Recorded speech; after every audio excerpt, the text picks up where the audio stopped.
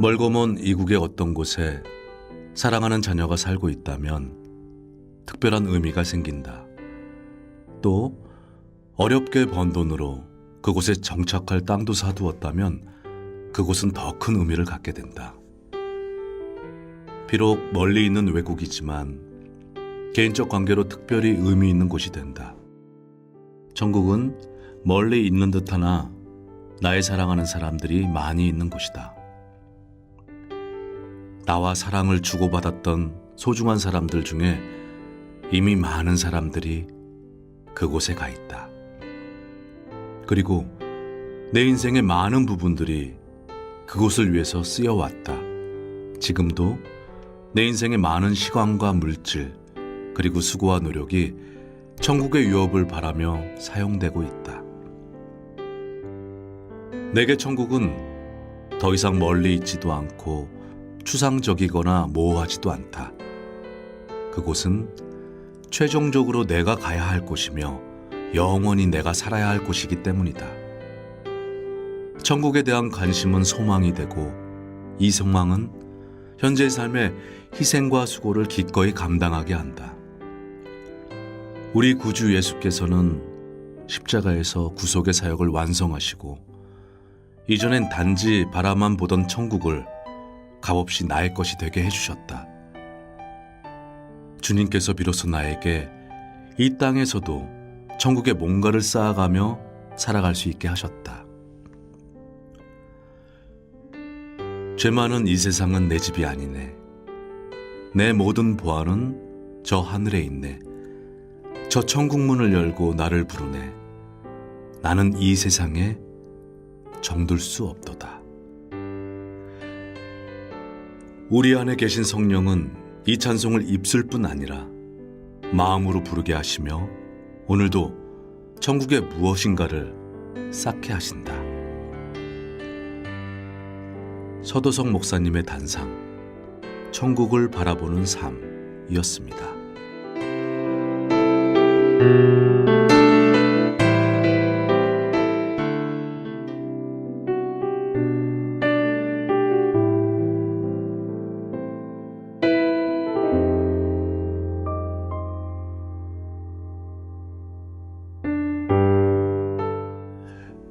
은혜는 받을 자격조차 없는 사람에게 값없이 베풀어주는 호의입니다. 구속과 구원은 최고의 은혜입니다. 본시 존재조차 없던 나를 무에서 유로 창조하시고 내가 누리고 있는 모든 것을 은혜로 베풀어 주셨습니다. 더더욱 은혜에 은혜를 더하여 내게 구주의 의로움을 옷처럼 입히시고 하나님을 아바 아버지라고 부르며 친근히 다가갈 수 있도록 은혜를 주셨습니다. 나에게 주신 은혜를 아무것도 없었던 제로 포인트에서 시작하여 계산해 보면 모든 것이 은혜라고 고백하게 됩니다. 부모님의 은혜도 그러합니다. 마치 받을 자격이 있는 것처럼 생각하고 100이란 기대치를 갖고 요구하면 부모님이 100보다 못한 70을 주고 50을 주면 못 받은 것에 대한 분노와 미움을 품게 됩니다. 그러나 은혜는 항상 제로 포인트에서 시작하여 계산을 해야 합니다. 부모가 내게 준 모든 것들은 단지 은혜일 뿐입니다. 공부를 많이 시켰든 적게 시켰든 좋은 음식으로 양육을 했든 안 했든 귀하게 여겼던 짐처럼 여겼든 내게 준 모든 것은 그저 은혜일 뿐입니다. 하나님 은혜에 대한 깨달음이 비로소 보이는 부모에 대한 은혜를 알게 해줍니다. 참된 은혜의 의미를 깨닫고 나니 어린 시절 섭섭했던 몇 가지 사실을 떠올리며 부모에게 불만을 품었던 내 모습이 떠올라 얼굴이 화끈거립니다. 많은 것을 주셨음에도 불구하고 살아생전에 제대로 표현된 감사하다는 말 한마디 하지 못한 내가 더 미워집니다. 이제와 생각하니 부모님과 관련된 모든 삶의 흔적이 모두가 은혜입니다. 내게 과분했던 넘치는 은혜였습니다. 찬바람이 부니 돌아가신 부모님이 따뜻하게 더욱 그리워져 눈물을 흘립니다. 서도석 목사님의 단상, 모두가 은혜입니다. 이었습니다.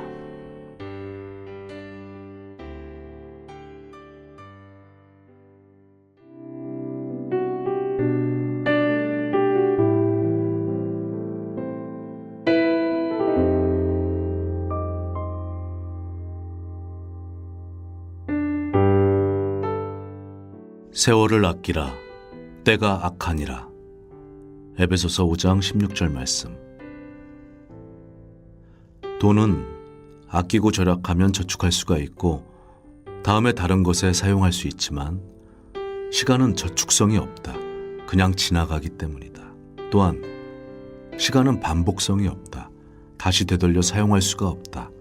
그냥 한번 지나가는 것으로 끝이 나기 때문이다. 이런 시간을 어떻게 사용할 것인가? 우리 인생이 된다. 매일매일, 매 순간순간이 모여서 우리의 일생을 이루는 것이기 때문이다. 우리는 젊고 건강할 때, 조금 여유로울 때 그 기회를 바르게 선용하지 못한다는 고질적인 습성을 가지고 있다. 아마도 그 시간을 주장하는 우리의 마음이 선하지 않기 때문일 것이다. 헛된 일로도 아무 일 없이도 죄를 짓는 것만으로도 우리의 하루는 지나간다. 단호한 결심이 필요하다. 우리에게 시간이라는 기회를 주시는 하나님 앞에서 그 의미를 돌아보아야 한다. 헛되이 보내지 않겠다는 결심을 하자. 죄 가운데 인생을 보내지 않겠다고 결심을 하자. 주께서 선히 여기시는 일을 열심히 행할 것을 결심하자. 주를 위해서 힘써 일하는 것으로 우리의 하루하루를 채워가도록 하자. 오늘 우리의 하루가 후회되지 않을 하루가 되도록 노력하자. 우성준 목사님의 묵상, 시간을 헛되이 보내는 것에 대하여 이었습니다.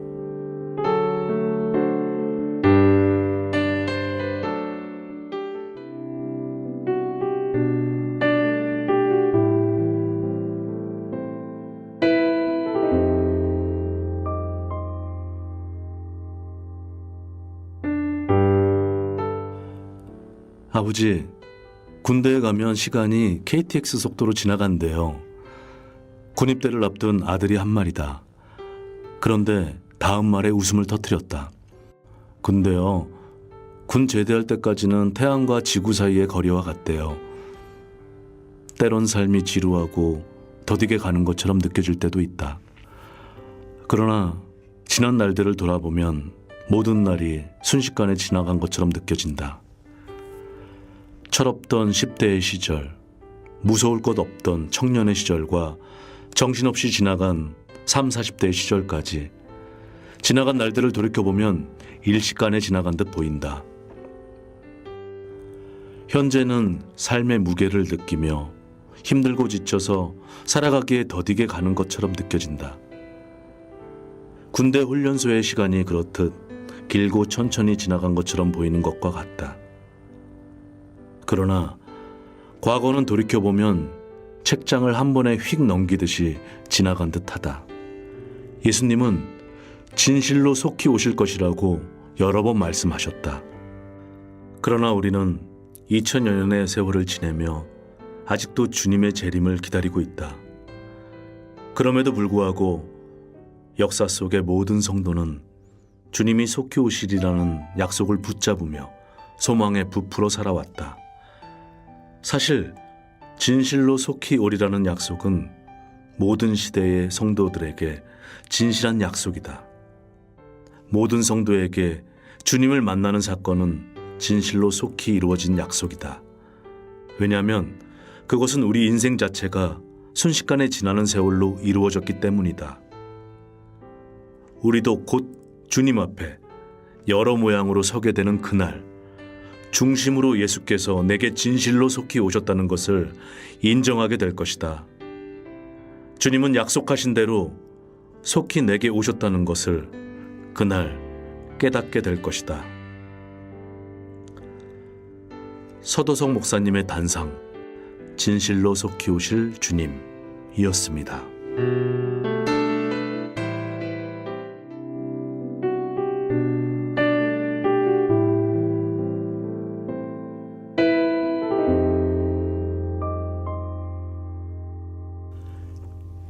예수님처럼, 바울처럼 그렇게 살 수는 없을까? 나의 입술은 주님 닮은 듯하나 내 마음은 아직도 추하여 받을 사랑만 계수하고 있으니 예수여 나를 도와주소서. 무심결에 부른 찬송의 가사 한 소절이 불처럼 마음 뜨겁게 교훈을 주었다. 나는 설교자다. 예수님의 말씀을 인용하고 때론 바울처럼 베드로처럼 하나님의 말씀을 하는 것 같이 담대하게 성경을 외치기도 한다. 그러나 그 순간에도 나의 삶은 자기 중심적인 이기주의에 사로잡혀 있기도 한다. 내 마음의 상태와 내 입의 말씀에 큰 차이를 느낄 때마다 지금 증거되는 이 말씀이 바로 나 자신을 향하게 된다. 선생된 네가 너 자신을 가르치지 않느냐는 말씀처럼 나 자신이 내가 가르치는 말씀의 첫 번째 대상이 된다.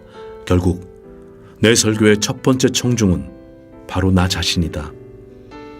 나는 설교할 때마다 나 자신을 단상에 둘 뿐만 아니라 마음속으로 청중 속 제일 앞자리에 함께 앉혀두곤 한다.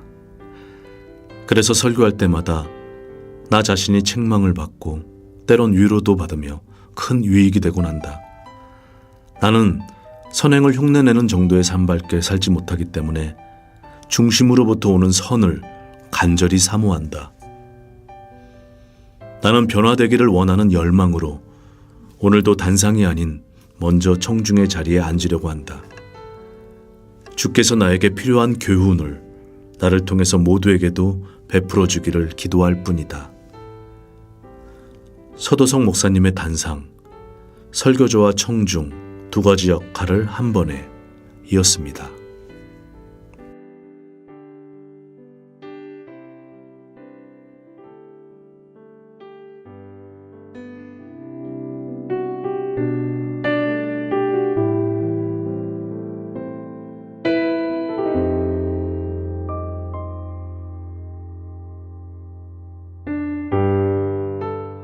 비서새는 독수리과에 속하는 맹금류이다.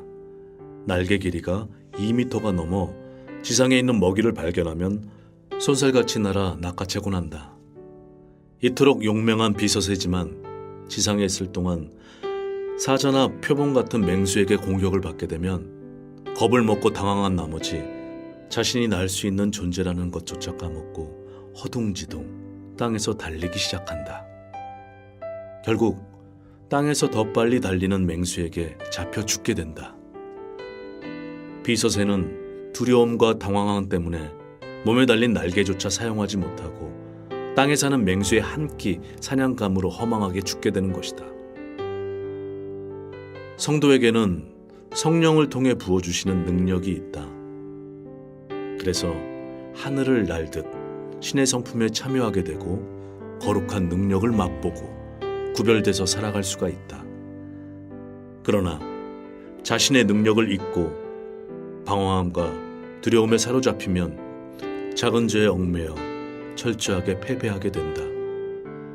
성도는 뒤로 물러가 침륜에 빠질 자가 아닌 믿음을 가진 자이며 또한 우리에게 주신 온전한 사랑도 두려움을 내어 쫓는다. 우리는 그리스도 안에 있는 하나님의 사랑을 받은 하나님의 자녀들이다. 두려워 말라, 담대하라, 마음을 강하게 하라. 우리 안에 계신 성령이 외치는 위로의 소리를 듣고 더욱 강하고 담대해야 한다. I am strong when I am on your shoulder. 당신의 권능 안에서 나는 강합니다. 라는 노랫말은 우리가 강할 수밖에 없는 이유를 깨닫게 한다. 우리를 강하게 하시는 이, 만군의 여호와 우리 주가 우리와 함께 하시기 때문이다. 우리는 어리석은 비서새와 같이 두려움과 당황함으로 이길 수 있는 싸움에서 질 수 없다. 서도석 목사님의 단상 두려워 말라 이었습니다.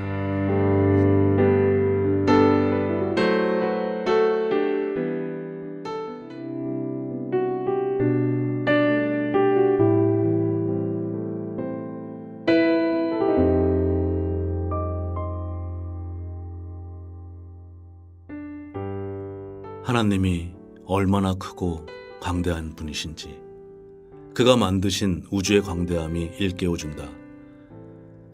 하나님 보시기에는 열방도 통의 한 방울 물과 같을 뿐이다. 하물며 사람이 하나님 보시기에 얼마나 작고 보잘것없겠는가. 그러나 성경은 한 사람의 영혼이 천하보다 더 소중하다고 증거한다. 하나님 자신이 사람을 크게 여기시며 사람의 생각, 말과 행동 하나하나에도 기뻐하고 즐거워하신다고 말씀하신다. 그 크신 하나님 앞에 내 자신이 얼마나 작은 존재인지 알게 되었을 때 그 엄청난 간격을 메꾼 것이 바로 하나님의 사랑이라는 것을 깨닫게 되었다.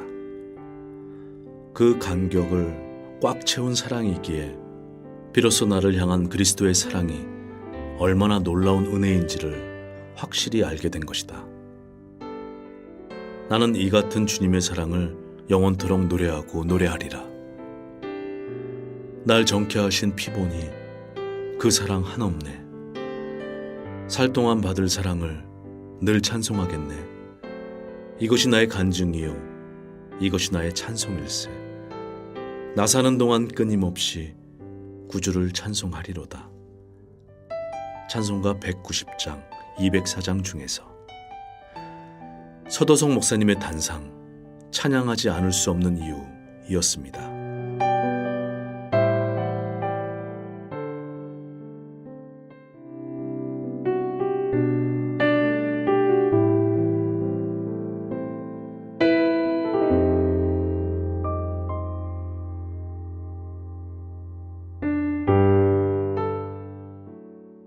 성경은 한마디로 예수 그리스도에 대한 이야기다.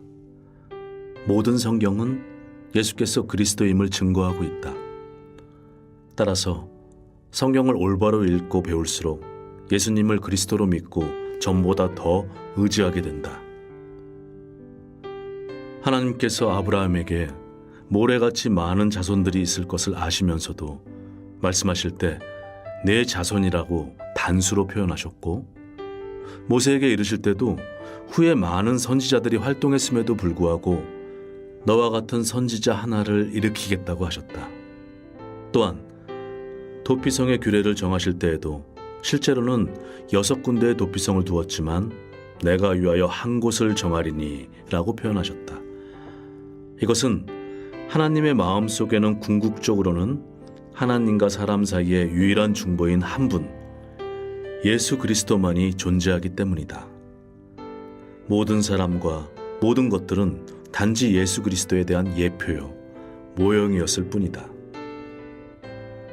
예수 그리스도에 대한 진리는 인간에게 주신 유일하고 완전하며 필요 충분한 구원의 해답이다. 오직 하나의 진리만이 존재하며 이는 예수 그리스도이시다.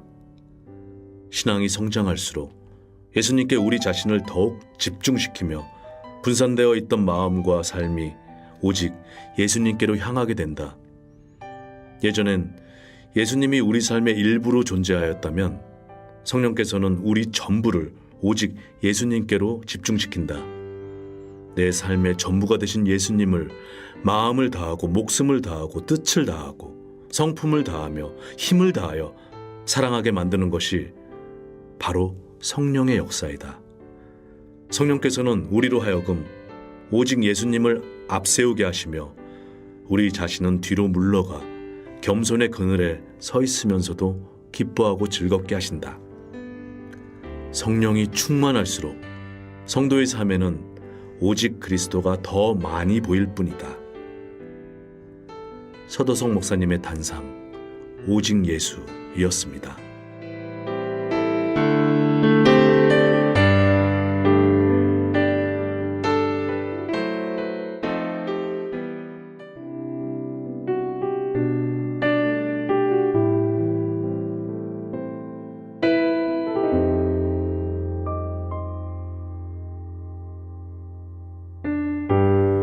2007년 3월 돌아가신 어머님의 무덤 앞에 비석이 세워졌다. 아버님께서 그 비석에 새길 글귀를 내게 생각해보라고 하셨다. 나는 목사로서 장례식을 집전하며 늘 불렀던 찬송의 가사를 생각했고 결국 비석 위에 이렇게 새겨놓았다. 그리고 산소에 갈 때마다 비석 위에 새겨진 이 말씀은 슬퍼할 수밖에 없는 내게 큰 위로가 되었다. 이 세상 작별한 성도들 하늘에 올라가 만날 때 세상의 괴로움이 끝나고 기쁜 낮 서로가 대하리. 찬송가 해보다 더 밝은 저 천국. 죽음 앞에서 위로가 될 수 있는 유일한 것은 다시 만날 것이라는 소망뿐이다. 고인이 만일 지금까지 살아있었다 하더라도 세상이 주는 괴로움, 곧 육신의 노화와 질병으로 괴로움을 받았을 것이다. 죽음이 주는 장점은 삶의 고통에서 끝났다는 것이다.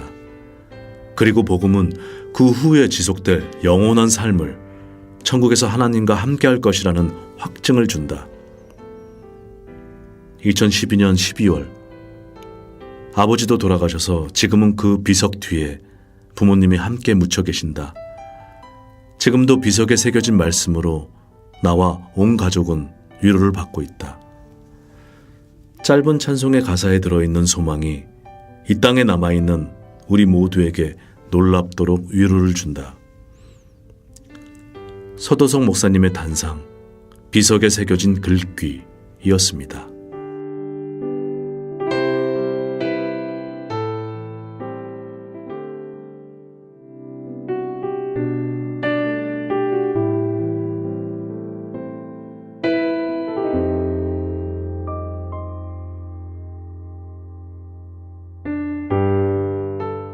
생각해보라. 만약에 불이 난 방 안에 갇혀 죽을 수밖에 없는 상황에 있을 때 다행히 창문을 깨고 소방대원이 방 안까지 들어와서 지금 홀로 빠져나갈 것인가 혹은 집안에 누군가를 구해서 함께 나갈 것인가 라고 묻는다면 어떻게 할 것인가? 그 순간 옆방에 자고 있는 가족들을 생각하며 그들을 깨워 함께 나가야 한다고 말할 것이다. 사실 재난구조 현장에서 먼저 구원받은 사람에게는 아직 위기 속에 남아있는 다른 사람을 구원하기 위해 구조대와 함께 일할 도덕적 의무가 있다. 우리가 예수 그리스도의 은혜로 구원을 받은 이후에도 이 땅에 계속 남아있는 이유를 이와 같은 상황 설정으로 쉽게 깨달을 수 있다. 우리가 구원받을 때 사실 다른 사람을 구원하시려는 하나님의 구원 계획이 함께 있는 것이다. 우리는 구원받는 순간 또 다른 사람을 구원하는 일에 주님과 함께해야 하는 의무도 짊어진 것이다. 주 예수를 믿으라. 그리하면 너와 내 집이 구원을 얻으리라. 사도행전 16장 31절 말씀. 그 말씀처럼 내가 예수님을 믿는다는 뜻은 주님께서 나를 구원하신 이후에 계속해서 내게 속해 있는 가족을 구원하시려는 계획도 있으심을 믿는 것이다. 믿음이라는 단어에는 자신이 믿는 말씀의 내용을 또 다시 다른 사람에게 말하고 전해야 한다는 뜻도 들어있다. 나는 믿는다. 그래서 나는 또한 증거하고 있다. 기록한 바 내가 믿는 고로 말하였다 한 것 같이 우리가 같은 믿음의 마음을 가졌으니 우리는 믿는 고로 또한 말하노라. 고린도후서 4장 13절 말씀. 서도성 목사님의 단상, 구원받을 때 갖게 된 의무이었습니다.